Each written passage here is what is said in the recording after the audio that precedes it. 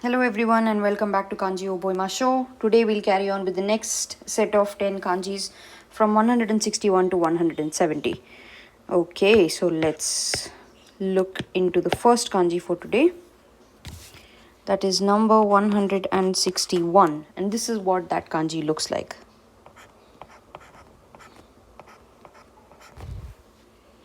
Okay, I will first give you the meaning. The meaning is bean or pea. Bean or pea. Okay, let's try and see how we can come to the meaning of bean or pea. Just imagine this as being a pea or a small bean, as the meaning suggests, and imagine that this bean has just popped out of its pod. So this part here is the pod, and these two strokes, that is this stroke here and this stroke here, indicate the direction in which the bean or the pea has popped. It has popped up and out of its pod. Okay, so that's how we can remember that we are talking about a bean or a pea. So let's quickly have a look at the onin kunyomi. The kunyomi is mame or prefix mame, and the onyomi is to or zu. To or zu. Okay, let's have a look at some words now.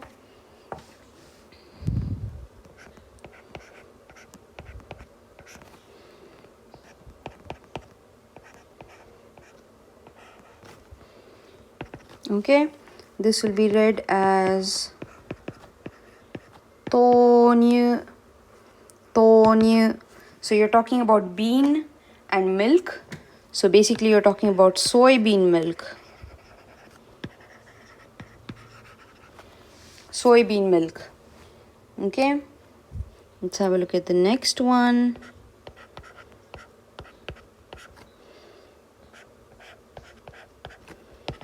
Okay, this will be read as mamehon. Mamehon. Now think about what a bean or a pea is relative to a book. It's usually very small. So a small book is basically a mamehon or a miniature book.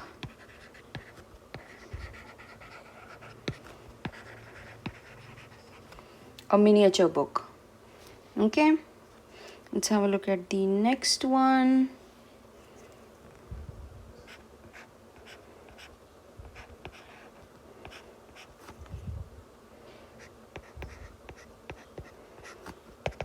Okay, this is read as aomame. Aomame, which means green peas. Green peas. To anyone who's wondering why ao, the color which is usually translated as blue, is being used in a word like green peas, it's because in Japanese the color ao is not exactly blue. It kind of represents a blue-green kind of color. So when you want to say blue, you will definitely use aoi. Sometimes you will also use aoi to represent certain shades of green. There is another proper word for green, which is midori, but we generally don't use it. And if you do use it, it's usually used to represent the green of vegetation.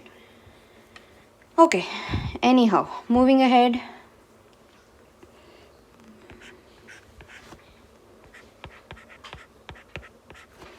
Okay, these are daizu, that is to say soybean. Okay, soybean, daizu. Okay, and the last word,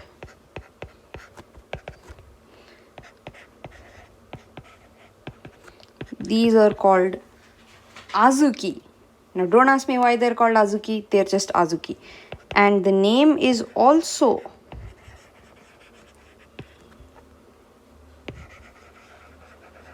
azuki bean. I'm not sure why it's called that. I imagine it's more like a proper noun, but it is written as small bean. Anyway, let's move on to the next one now. This is number 162.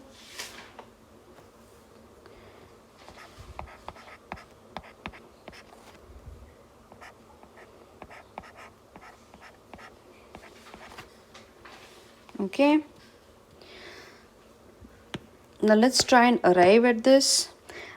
So this we said is like, or rather this is a bean. Okay, and this, when we did this kanji, the meaning given was page, but for now, or rather henceforth, let us try and consider this as being head. Okay, head.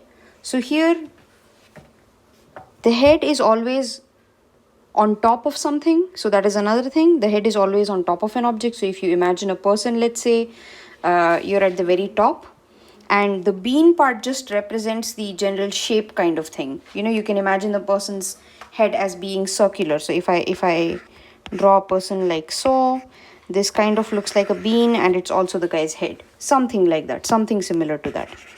Okay, now let's quickly move on to the meaning. The meaning, the first most primary meaning is of course head, then you have top, and you also have the meaning beginning associated with it.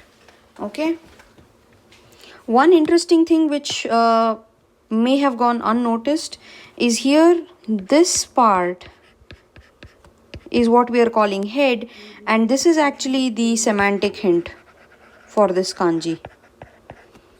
Okay, usually it is the component that comes on the left side that is the semantic hint, but this is one such case where the component on the right side, even though it is the tsukuri, it is acting as the semantic hint and not the phonetic hint.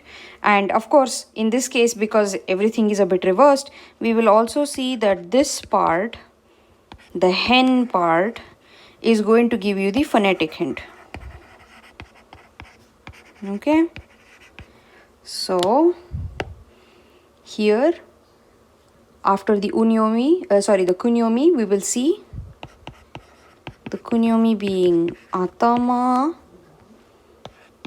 kashira, and gashira. So now we'll see how the phonetic hint works. So this is also to or zu, to or zu, same as what we saw for mame. All right, now let's quickly look at some words.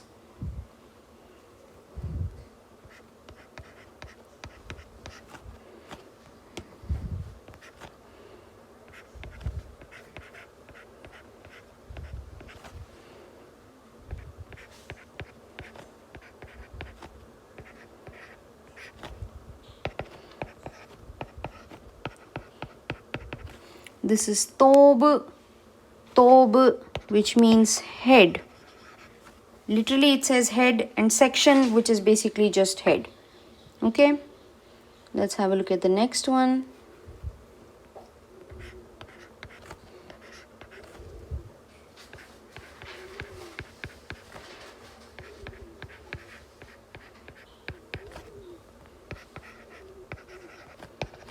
Okay,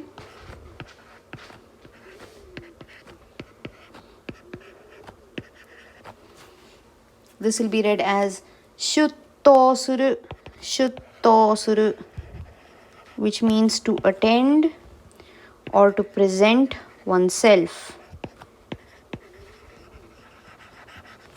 Okay, literally stick your head out for people to see, of course, which means to say you're attending someplace or an event. Okay, let's have a look at the next one.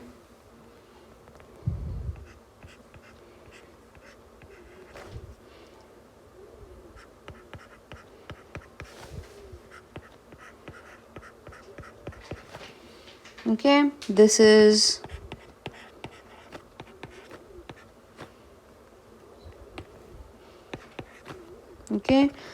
sento, which is forefront, okay, or head.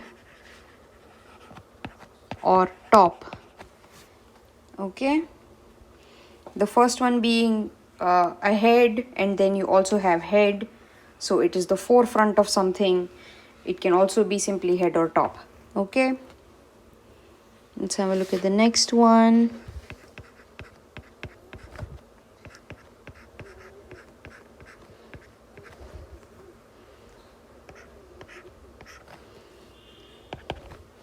Okay,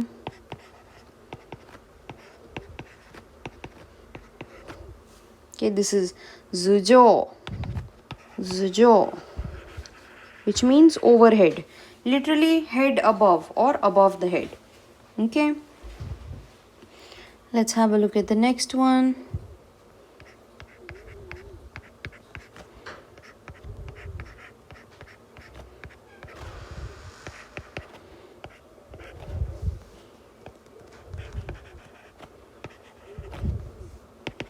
Okay, this is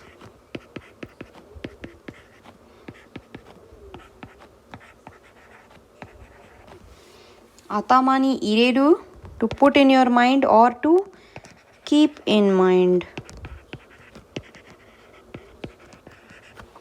To keep in mind. Okay, now let's have a look at the next kanji. This is number 163. This is how that looks. Okay, I'm going to straight away give you the meaning because it's a little difficult to come up with a mnemonic for this. The meaning is in advance. In advance. Okay, let me write advance again. It's okay, in advance. We'll quickly have a look at the kunyomi and onyomi. The kunyomi is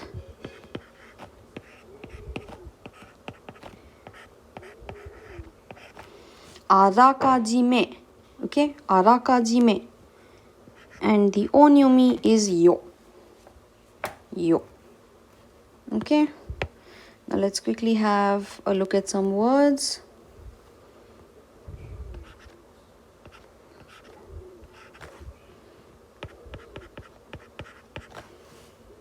Okay, let me rewrite that last one. It's not sized appropriately. Okay, this will be read as yogen. So you're saying something in advance, right? You're saying something in advance, which means it is a prediction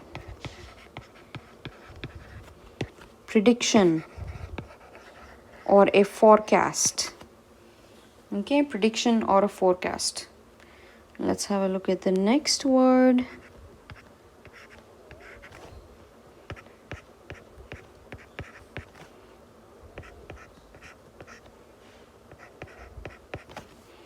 Okay,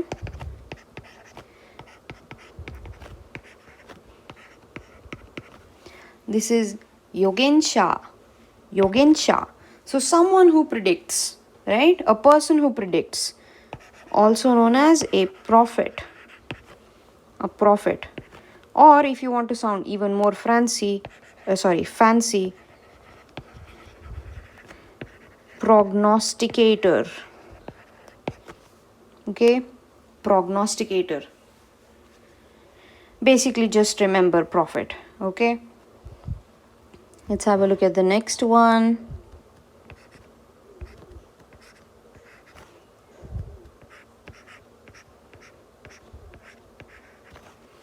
Okay, this is yoken. So you're seeing in advance, which means it is foresight. Okay, foresight. Let's have a look at the next one.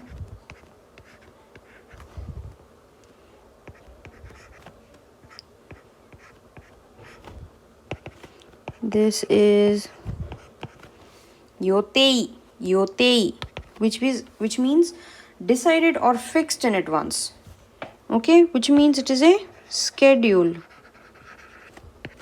or it is a plan. Okay, or prearrangement.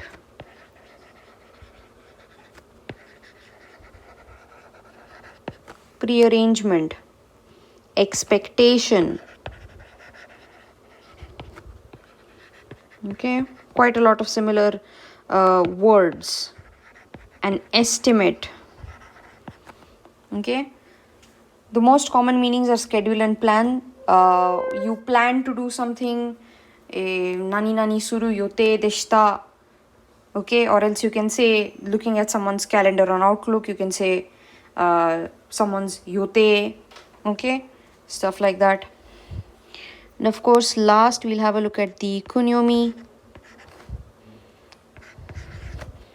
This is again arakaji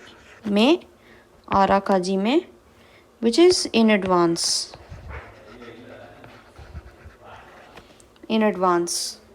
Okay. Let's have a look at the next one.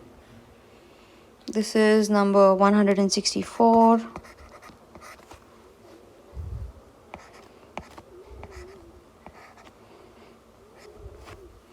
Okay.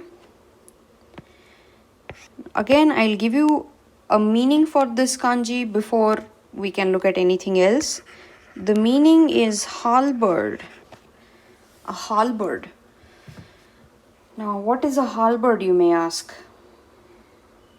I'll have to look that up. Okay, a pike fitted with an axe head. Okay, so for any gamers out there, this is going to be a crude drawing, but for any gamers out there, it's a weapon that kind of looks like this.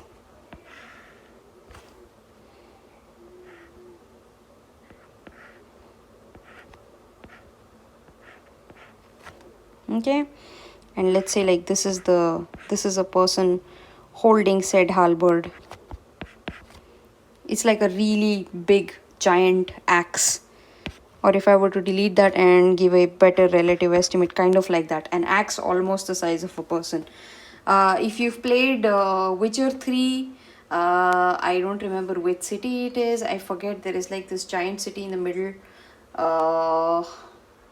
In the region before you go to Skellige, and you see a lot of the guards have this kind of weapon out there. Anyway, that's a halberd. Okay, so this is what this kanji is supposed to represent, that halberd. Just imagine this last stroke that you're drawing as representing the slash that you would make if you had to use that halberd. Okay, let's have a look at the on and kunyomi now. The kunyomi is hoko, and the onyomi is mu. Okay, let's have a look at some words. Now there's only one word, because of course, how many words would you hope to encounter or even remember that has the kanji for halberd? I mean, this isn't the dark ages, right? So this is simply hokosaki, which means spearhead.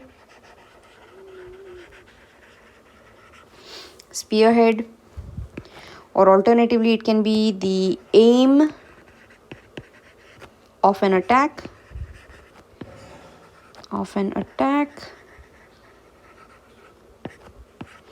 Or you can also think of it as the brunt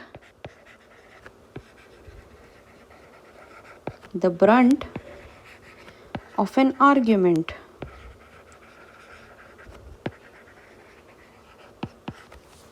Right? Pen is mightier than the sword and all that stuff.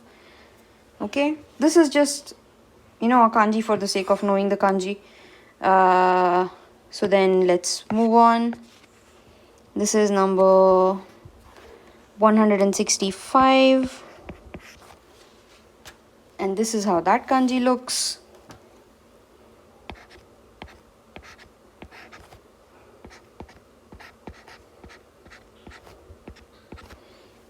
Okay.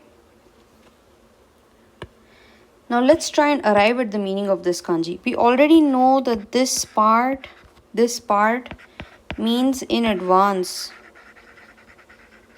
right? And you're saying that this part we have to usually interpret as head. Okay, so think about it as something going on in your head in advance that furthers your interest. Okay, that furthers your interest. The meaning of this word is deposit. Deposit. Okay, that is why the word interest came in. You are planning or thinking in advance of doing something that will give you returns in terms of interest. Okay, hence the meaning is a deposit. Okay, let's quickly have a look at the onen kunyomi. You have azukeru and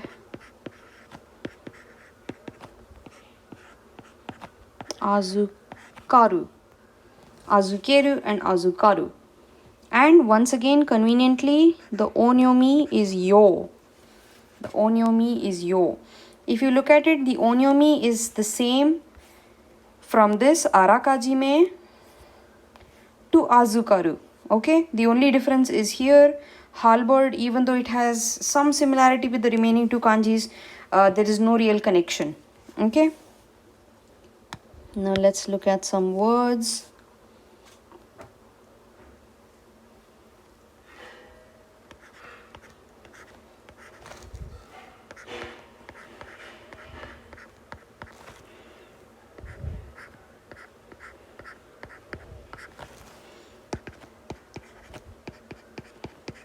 This is yokin. This is yokin or deposit. Or you can even think of it as a bank account.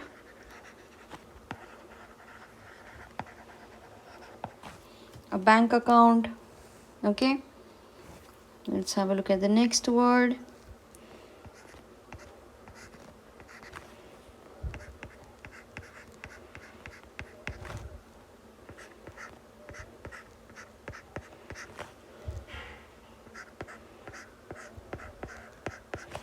Okay, this is yokinsha or a depositor. Okay, a depositor, the person who deposits. Okay, let's have a look at the next one. This is one of the kunyomis.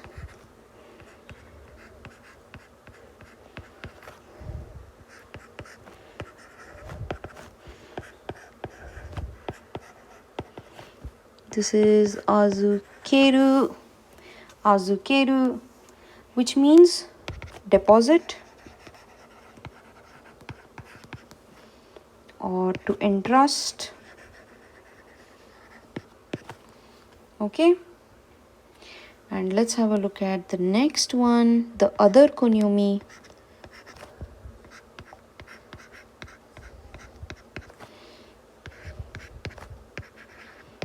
This is azukaru. Azukaru, which means take charge of.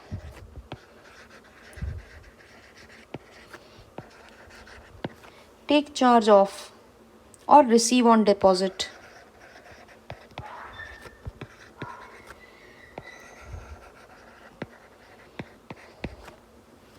Okay. Okay, let's have a look at the next one.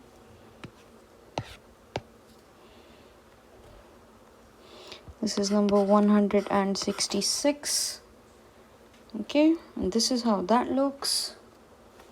You have 1, 2, 3, 4, 5. Okay, let's try and see what this is. It's a little difficult. Okay, so I'll tell you the meaning first and then I'll give you some mnemonic hints. The first is a phrase. The second meaning is a haiku. Okay, I hope we all have heard of haiku. At least those of us who are Japanese enthusiasts or would like to consider ourselves such. Haiku are poems which have a very specific kind of arrangement where you have 5 syllables followed by 7 syllables followed by 5 syllables. It's usually this structure that is followed, and it usually has you usually talk about the weather or seasons or things like that. Basically, a lot of nature talk. And that's supposed to be a special kind of poetry that you find in Japan. It's a haiku. They call it a haiku. So, anyway, now let's quickly have a look at some important mnemonic patterns which we are going to see several times from now. Okay.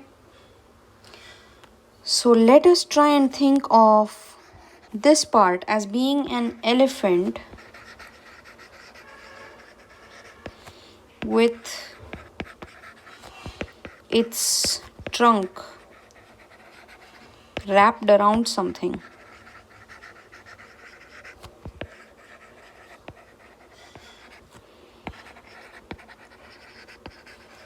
Okay, an elephant with its trunk wrapped around something. All right, you can think of it like, something like this is the elephant's ears, let's say, and this is the elephant's trunk, like so. And there is something over here. I mean, it has a face like so, maybe, I don't know.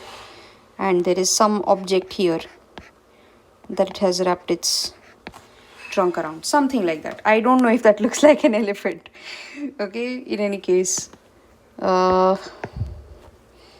this is our original stroke.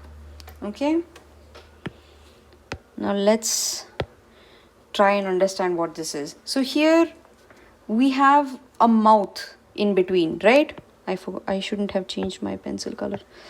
Oh well, there is a mouth over here, right? So you can think of the mouth as being a mouthful of words.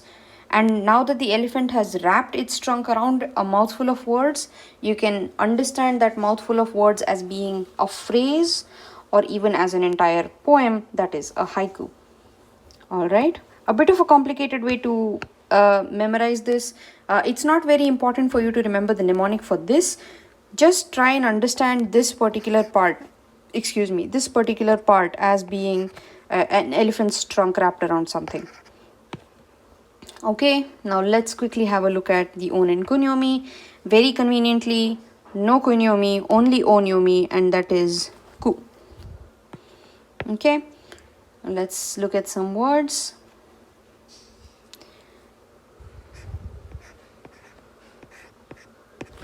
Okay,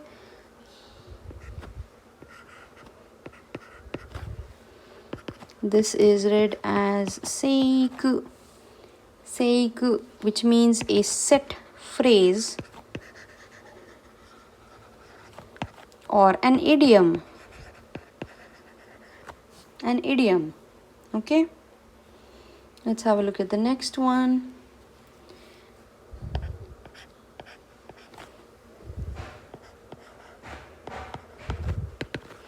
Okay, this will be read as monk, which means phrase, expression, or a complaint. A complaint is quite a common meaning. So if someone is saying monko iwareta, it means someone complained to me. Okay, it's usually not someone said an interesting phrase to me. It's usually complaint. Okay, let's have a look at the next one.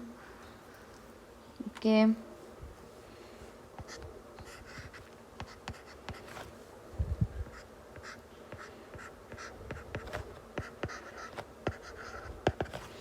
this will be read as kusaku suru.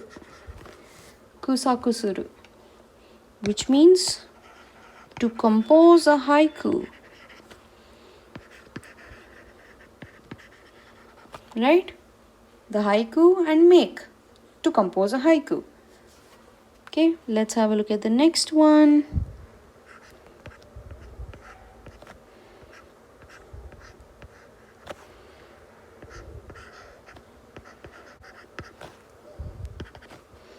This is hokku, which can be understood as haiku or hokku. Okay, now let's have a look at the next one.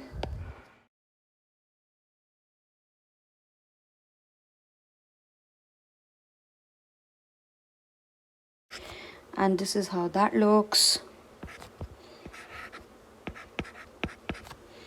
Okay, so here the same elephant, or the same logic of an elephant's trunk holding some things together applies, and instead of holding a mouthful of words, it's holding a bunch of days. Okay, it's holding a bunch of days. So here the meaning of this is a 10-day period.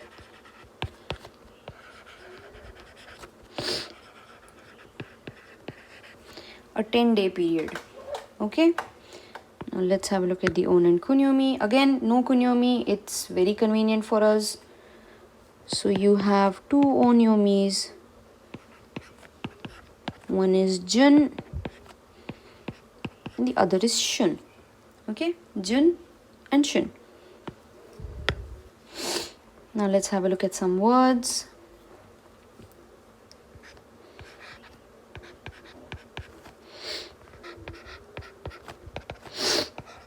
This is read as junjitsu, junjitsu, which means 10-day period. Okay, 10-day period. Let's have a look at the next one.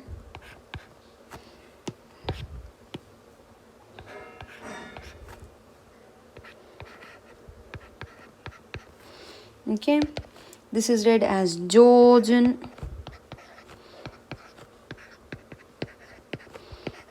Jojun, which means the first 10 days of a month. Okay, the first 10 days of a month. Think of it as the 10 days that come on top, that is the 1st to the 10th, right? 10 days that come on top. Let's have a look at the next set, because you have 30 days to cover. Okay, this is read as chujun, chujun, which means the middle 10 days, middle 10 days of a month. Okay, and now you have the last set. That last stroke is not very pretty. Okay, and this is called Gejun. Gejun, which means the last or final 10 days of a month.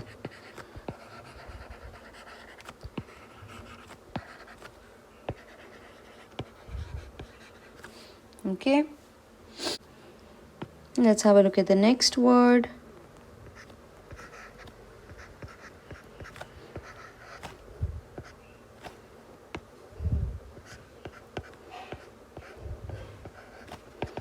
This is shun no hana. Shun no hana. Okay, which is flowers in a season.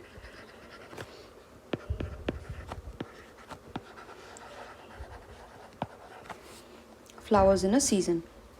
Okay, now let's have a look at the next kanji. This is number 168. And this is how that looks.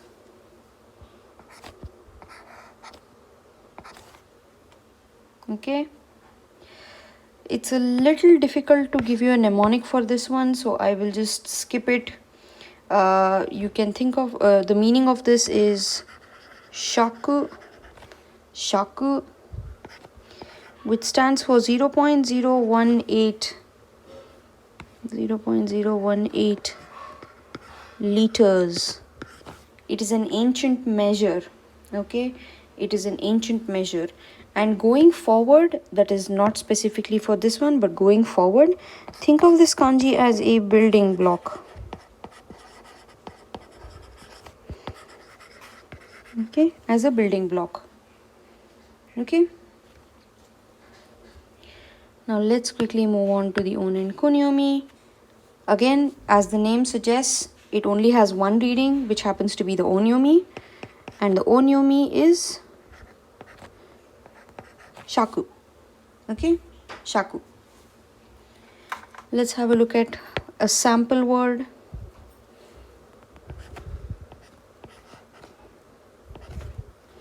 This will be read as ishaku, ishaku, which means 1 shaku. That is 1 measure of 0.018 liters. Okay. This kanji is just for the sake of, knowing this kanji, and in case you ever encounter it. Normally, if you encounter this in JLPT, there's a good chance that you will get a footnote telling you that this stands for a measurement. Okay, so we'll quickly move on to the next one. This is number 169. Okay.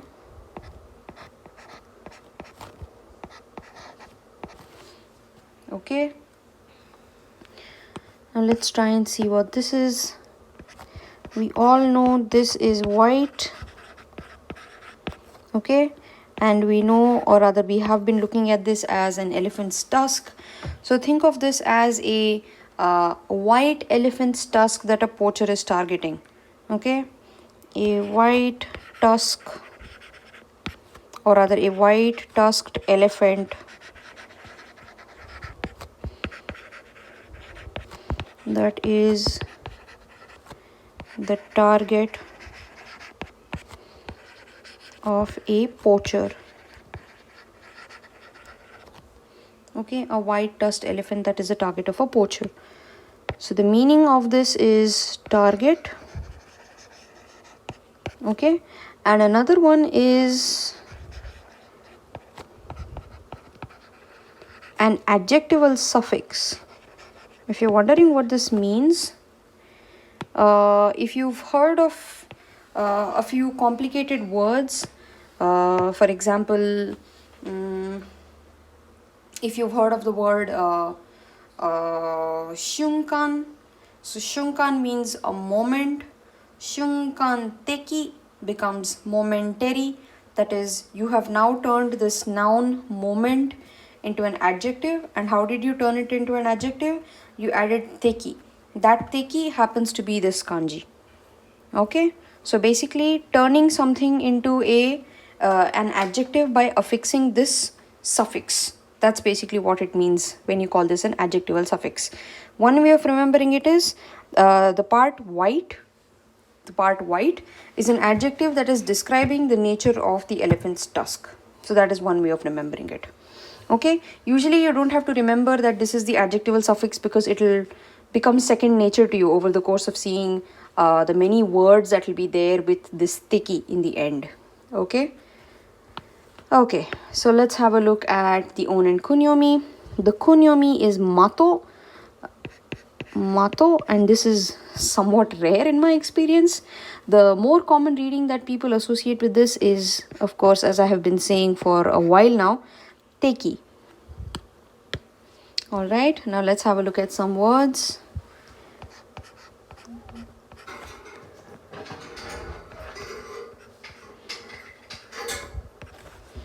Okay,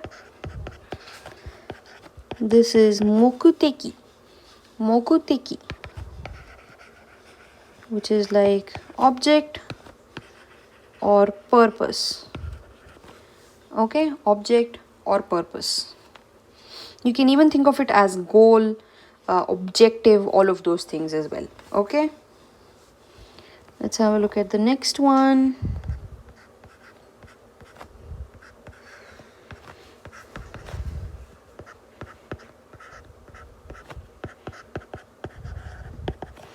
Okay, this is mato ni ataru. Mato ni ataru. Mato, target. Ataru, to hit. So basically, hit the target.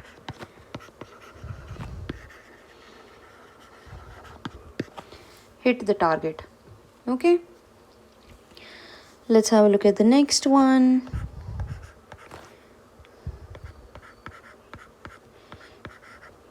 Okay, here the first one stands for being public, and here the teki part stands as making it an adjective. So it again means public or official. Oops, I forgot to write the reading. Okay, the reading is koteki. The reading is koteki. Okay, let's have a look at the next one.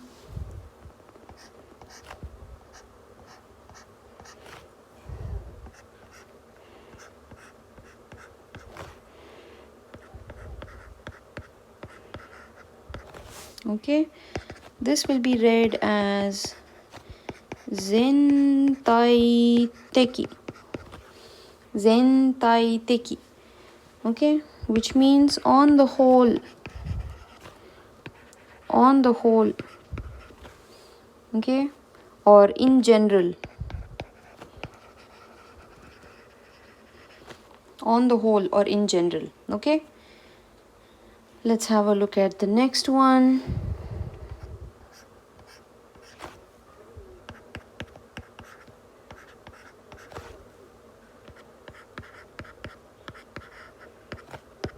Okay, this is Bungakteki. Bungakteki, which means literary. Okay, literary. I hope you're able to see how teki has made adjectives out of all of these things. Bungaku, literature, you add teki, it becomes literary, right? Zentai, it means overall or the whole thing, and then you make it zentai teki, and it means in general or on the whole. Okay, it has turned everything into an adjective. All right, let's move to the next one. This is number 170. Okay, number 170.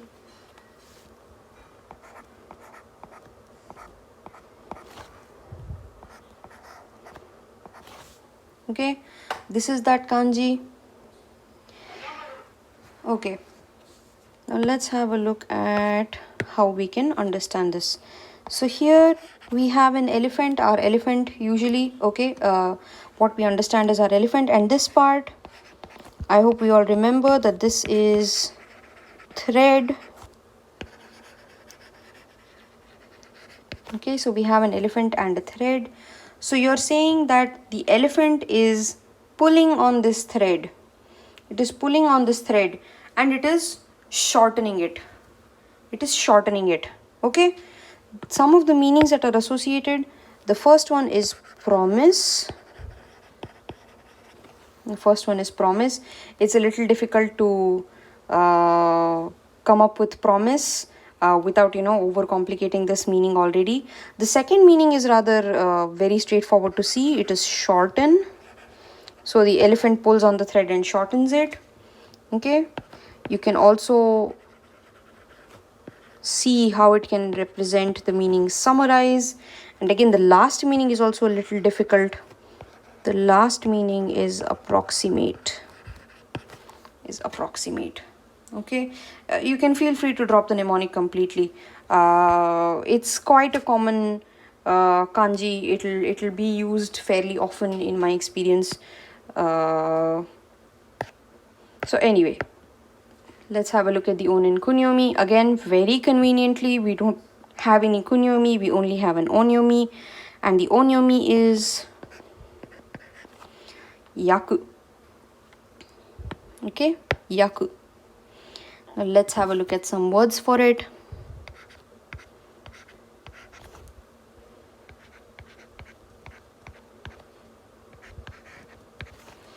Okay, this is yoyaku. Yoyaku. It's one of the very first words that N4 people, I think, come across. This is a word that is used fairly often when it comes to listening to chokais. There are a lot of cases with having to travel, having to make reservations, bookings, all of those things. And this is basically that word. This is reservation. Okay, reservation or pre-engagement. Gagement. Okay, pre-engagement. All right, let's have a look at one more.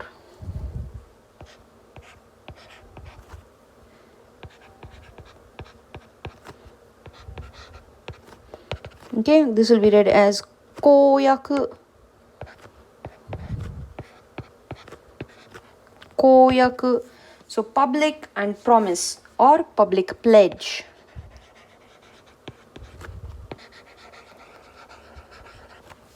A public pledge. Okay, let's have a look at one more.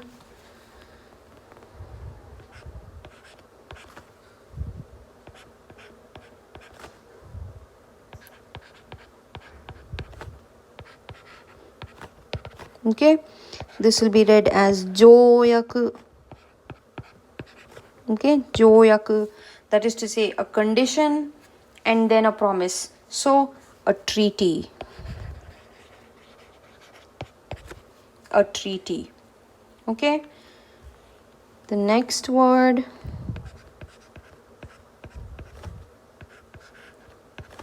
Okay,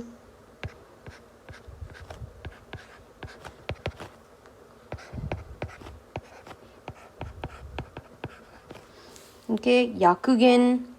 Yakugen, an approximate word, okay, which means a contraction, an abbreviation,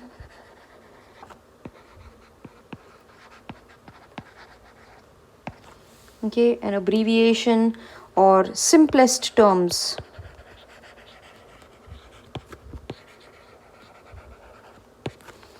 Simplest terms. Okay, now let's have a look at one more example for this.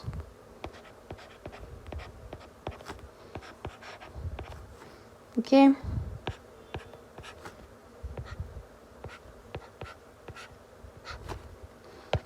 this will be read as yaku sannen. Yaku sannen, which means about 3 years. So here the meaning is approximately. So approximately 3 years or about 3 years. Okay, for those of us who've heard of the word yakusoku meaning promise, it's the same yaku that is going to show up. Why we are not doing that word right now is because we don't know soku. That's it for this session. Thanks a lot. See you next time.